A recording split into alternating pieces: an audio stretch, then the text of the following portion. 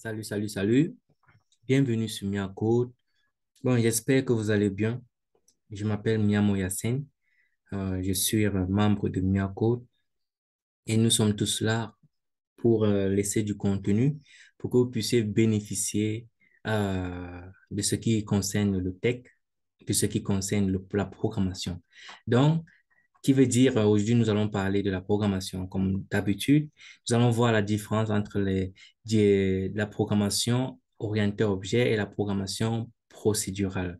En fait, c'est quoi ces deux choses-là? Orientée objet et la programmation procédurale. Ce sont des façons de programmer. Donc, ce sont des différentes manières de programmer. Ce sont des différents parcours dans la programmation qui dépend du langage de programmation. Donc, sans plus perdre le temps, nous allons expliquer d'abord ce que c'est que la programmation des deux façons et nous allons maintenant voir la différence entre les deux et directement vous-même devant votre écran, vous serez capable de savoir quel est plus avantageux que l'autre. Donc, sans perdre le temps, nous allons passer par l'explication. Maintenant, et dans l'explication, nous allons parler de la programmation orientée objet et la programmation procédurale comme deux paradigmes de programmation. Maintenant, les paradigmes, c'est quoi en fait? Les paradigmes sont une manière de programmer. Bon, l'explication dit, un paradigme de programmation est un style fondamental de la programmation informatique. Donc, un style de programmer, une façon de programmer. Donc, retenez vraiment la définition de paradigme. Maintenant, qui fait comment?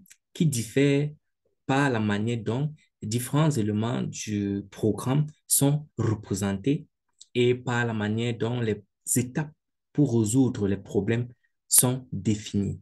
Donc, c'est en fait cela, la manière dont les différents éléments du programme sont représentés et de la manière dont les étapes pour résoudre les problèmes sont définies. Donc, il y a deux façons qui sont ou qui définissent par le mot paradigme.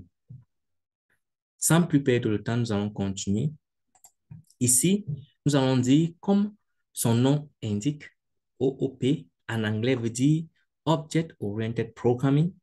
Et en français, c'est simplement pour la programmation orientée objet, se concentre sur la représentation des problèmes à l'aide d'objets réels, qui veut évidemment dire des objets réels du monde réel et leur comportement. Donc, si vous comprenez, il y a deux mots-clés dans la programmation orientée objet, la façon de programmer en utilisant la programmation objet, la programmation orientée objet. Les deux mots-clés, c'est quoi? La représentation des problèmes sont à l'aide des objets réels et leur comportement. Le comportement de quoi? De ces objets-là. Tandis que, de l'autre côté, la programmation procédurale traite de la représentation des solutions à l'aide des procédures, qui sont les ensembles du code exécuté dans un ordre spécifique. Donc, dans la programmation procédurale, il y a un mot-clé, la procédure, dont les problèmes ou les solutions sont représentés à l'aide de la procédure. Donc, pour résoudre un problème particulier ou un problème, je ne sais pas comment, mais ce problème est représenté de manière procédurale. Et qui sont les ensembles du code. Donc, ces procédures sont des codes exécutés dans un ordre spécifique. Retenez que ici, nous avons un mot-clé procédure. Nous continuons. Il existe des langages de programmation qui prennent en charge des aspects clés de la programmation orientée objet. Ces langages, on les appelle les langages OOP, qui veut dire en anglais, comme je vous ai dit, Object Oriented Programming, en français, programmation orientée objet. Maintenant, les langages qui sont procéduraux sont appelés les langages procéduraux. Et il y a les langages qui peuvent être les langages procéduraux et en même temps les langages orientés objet, en fait. Donc, les deux. Il y a les langages qui peuvent s'adapter aux deux façons de programmer. Cependant, il est important de noter que la programmation orientée objet est la procédures sont deux manières de représenter les problèmes à résoudre et peu importe la langue utilisée. Donc, cependant, nous comprenons que les deux façons de programmer, qui sont la façon programmation objet, la programmation orientée objet, excusez-moi, puisque en anglais, c'est Object Oriented Programming. J'ai toujours tendance de dire objet orienté. Bon, en fait, c'est plutôt orienté objet. Et celle de la procédure sont les deux manières de représenter les problèmes à résoudre et peu importe le langage utilisé. Donc, le but, c'est de résoudre les problèmes, peu importe de quelle façon ou quel langage vous utilisez. Cela, vous connaissez déjà, n'est-ce pas? Donc, le but des langages, c'est d'écrire les programmes qui résolvent des problèmes réels. Donc, sans plus perdre de temps. Ici, on va dire, en d'autres termes, les langages programmation orientée objet peuvent être utilisés pour la programmation procédurale, tandis que ça ne serait pas ça serait pas le même cas avec les langages procéduraux. Donc, les langages procéduraux ne peuvent pas agir comme les langages orientés objet. Mais pourtant, les langages qui sont de manière orientée objet peuvent aussi se comporter ou se résoudre les problèmes en utilisant le paradigme procédural. Donc, vous comprenez que ce n'est pas vice-versa, n'est-ce pas? Donc, il y a les langages qui sont totalement orientés objet, comme Python, le langage Python, et qui peut aussi approcher les problèmes en apportant les solutions d'une manière procédurale. Donc, il y a cette possibilité-là. Sans plus perdre le temps, nous allons entamer avec la programmation procédurale. Nous allons plus un peu parler ici de la programmation procédurale, rien que cela. Maintenant, ici, on dit la programmation procédurale est un moyen de programmer en identifiant l'ensemble des étapes permettant de résoudre un problème donné et l'ordre exact dans lequel elles doivent être exécutées pour atteindre le résultat ou étape, euh, ou l'étape à souhaiter. Donc, c'est juste programmer en identifiant l'ensemble des étapes qui va permettre de résoudre un problème donné et l'ordre exact dans lequel elle doit être exécutée. Donc, il y a deux façons, il y a deux manières, il y a deux approches. Première approche, identifier l'ensemble des étapes qui permettent de résoudre le problème. Et deuxième approche, l'ordre exact dans lequel elle doit être exécutée pour atteindre le résultat. Maintenant, la programmation procédurale vise à diviser les grands programmes en programmes plus petits appelés procédures.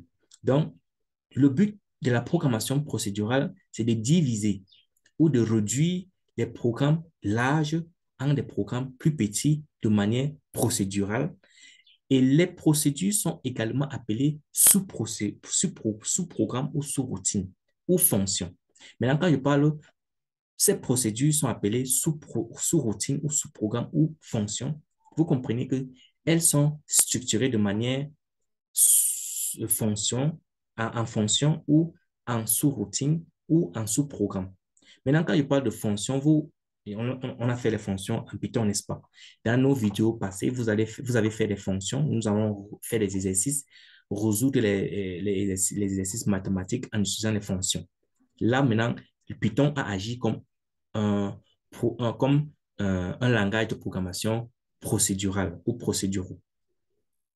Maintenant, ces fonctions fonctionnent sur des données de programmes appelées variables. Donc, elles fonctionnent sur des variables. Passant à l'étape suivante, ici, vous allez comprendre l'importance de programmer de manière procédurale. Donc, utiliser la programmation procédurale pour aborder vos problèmes en proposant des solutions. Maintenant, la programmation procédurale continue d'être le choix préféré des débutants.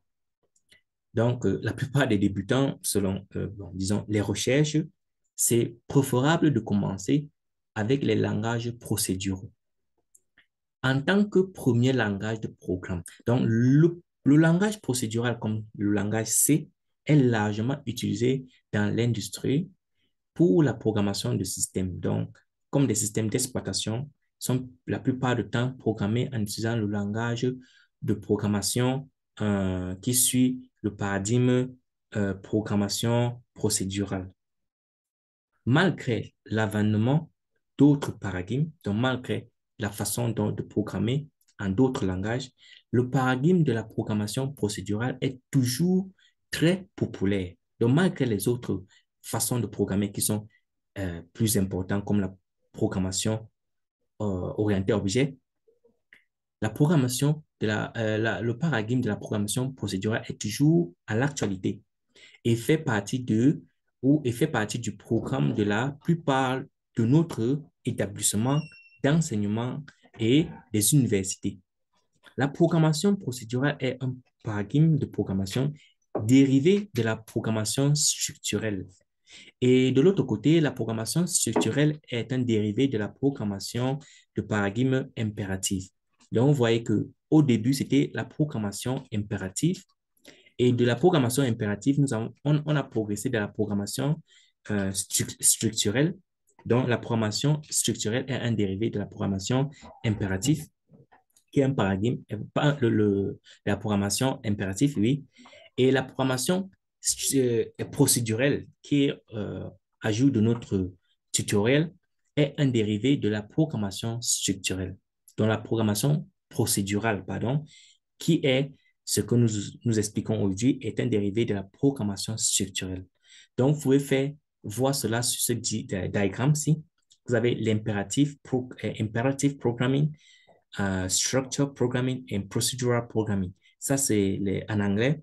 En fait, imperative programming, c'est l'impératif et structural programming, c'est structurel, qui est un dérivé de l'impératif, qui est dérivé de l'impératif, et procedural programming, qui est dérivé de structurel. Là, sur le diagramme, ça explique un peu tout. Si vous comprenez, nous passons à l'étape numéro 2 qui explique un peu la programmation programmation procédurale. La programmation procédurale, vous allez comprendre que c'est juste la façon dont on aborde les problèmes en proposant les solutions et la façon dont les solutions sont structurées pour l'exécution. Ici, vous allez voir que les problèmes sont structurés en fonctions. Ici, c'est en anglais, function 1, function 2, function 3, connectés tous sur global data, qui peut être une variable ou en fait la base de données. Donc, vous connaissez où ça stocke les données. En fait, tout cela sont connectés sur une même base de données. Sans plus perdre le temps, la programmation orientée objet. Maintenant, avec la programmation orientée objet, l'accent est mis sur la réflexion sur le problème à résoudre en termes d'éléments du monde réel et sur la représentation du problème en termes d'objets et de comportement. Ici, il y a deux choses à retenir, les objets et leur comportement. On n'a pas dit le comportement de quelque chose autre. Donc, chaque objet et leur comportement connectés ensemble fait ce qu'on appelle la classe. Une classe qu'on va voir bien sûr dans la prochaine vidéo pour que vous compreniez vraiment comment est-ce qu'on peut implémenter cette façon de programmer. Maintenant, il existe plusieurs concepts de programmation orientée objet importants tels que l'abstraction des données, l'encapsulation, le polymorphisme, la messagerie, la modularité et l'héritage. Nous allons voir tout ceci dans l'exercice ou approfondi dans notre vidéo à venir pour que vous puissiez comprendre dans quelle façon est-ce que ça s'expresse. Donc, vous allez comprendre l'importance et la puissance de la programmation orientée objet. Ici, nous allons parler des exemples. Les exemples des langages orientés objet. Nous avons quoi? Nous avons le Java, nous avons le C++, nous avons Python, nous avons le C#. Cependant, ils peuvent également être utilisés pour effectuer de la programmation procédurale. Je vous ai dit ceci, ce n'est pas bill versal.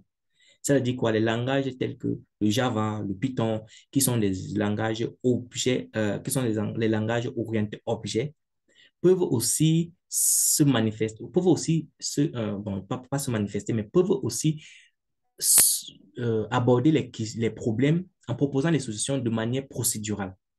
Donc, elles peuvent agir comme des langages procéduraux. Mais retenez que les langages procéduraux ne sont pas toujours forcément de manière orientée objet. Donc, les langages procéduraux ne peuvent pas agir ou proposer des solutions en utilisant le paradigme de la programmation orientée objet. Donc, ce n'est pas vice-versa. Différence. La différence entre les deux. Maintenant, différençons les deux. La principale différence entre la programmation objet orientée objet et la procédure procédurale réside dans le fait que la programmation procédurale a pour objectif de décomposer la tâche de la programmation en un seul des variables et de sous-routines. Donc, ça décompose la tâche en une variable et en sous-routine, qui est aussi appelée quoi? Les fonctions. Maintenant, tandis que l'objectif ou objectif principal de la programmation orientée objet est de décomposer la tâche de programmation en objet qui, qui encapsule les données et la méthode ou ce qu'on appelle aussi le comportement. Maintenant, nous allons voir encore une autre différence, une différence qui est un peu plus, qui est aussi intéressante. La différence la plus notable pourrait être que, bien que la programmation procédurale utilise la procédure pour opérer directement sur des structures des données, la programmation orientée objet regroupera les données et les méthodes afin qu'un objet puisse opérer sur ses propres données. Donc ici, ça devient plus intéressant parce que si vous regardez bien, dans d'autres termes, je dirais que la programmation orientée objet peut résoudre un problème en différents groupes appelés les objets. Et ces objets pointent directement sur une base de données. Je peux le dire, sur une base de données. Et la programmation procédurale, de l'autre côté, tout le programme, bien sûr, est de forme procédurale, pointe juste sur une base de données. Sur une base de données, bon, appelée une structure de données. Vous comprenez? Donc, dans ce cas, je préfère qu'on utilise le langage structure des données, puisqu'on n'est pas en train de construire peut-être une application pour pouvoir avoir des bases de données, mais pour vous mieux comprendre en fait comment ça fonctionne, c'est un peu ça. Donc là, ça te fait la différence entre la programmation procédurale et la programmation orientée objet. Maintenant, ici, vous avez toute une différence, mais écrite en anglais. J'ai décidé que ce soit en anglais parce que ça va vous aider à améliorer votre langage et ça va vous aider à faire des recherches pour que quand on va écrire des codes, puisque c'est dans le langage anglais, c'est plus anglais, ça va vous aider aussi à améliorer votre compréhension et accélérer la façon dont vous travaillez. Donc, vous avez devant vous Procedural Paradigm and Object-Oriented Paradigm. Maintenant, dans le Procedural Paradigm, nous avons cette différence qui fait allusion à cette autre dans le Object-Oriented Paradigm. Donc, je vais m'arrêter ici et dans notre prochain tutoriel, nous allons parler des classes. Avec les classes, ça va plus être du côté programmation orientée objet. Et nous allons voir les différents concepts. Donc, on a parlé de l'abstraction des données, l'encapsulation. Nous allons aussi parler du polymorphisme et de l'héritage. Donc, je pense qu'on peut même se limiter sur ces quatre pour que vous puissiez vraiment comprendre à quel point est important la programmation orientée objet sur la programmation procédurale. Mais la programmation procédurale est toujours à jour, hein. C'est très important et encore utilisé dans les industries, comme on a vu, pour programmer des systèmes d'exploitation. Comme le C est un langage vraiment reconnu, répandu et on embauche et on paye bien les programmeurs en C. Maintenant, sans plus vous perdre votre temps, j'aimerais que vous laissiez un pouce bleu et passez dans les commentaires vos soucis pour que nous puissions échanger et résoudre cela avant notre prochaine séance. Mais cette fois-ci, la façon que je vais procéder, je vais vite mettre les contenus. Je ne vais plus mettre le temps pour mettre les contenus pour que nous puissions accélérer et arriver au stade de construire et concevoir des vrais projets pour que vous puissiez vraiment avoir à quel point c'est important depuis le début de notre vidéo ou de notre chaîne. Comment est-ce que on a commencé d'abord par le langage Python et après cela, on va prendre un framework comme Django, qui est un framework Python. Nous allons construire des applications web pour que vous puissiez voir comment vous pouvez vous intégrer dans la société en exploitant votre connaissance dans la programmation. Donc, merci d'avoir m'avoir fait confiance et merci d'avoir suivi cette vidéo. À la prochaine.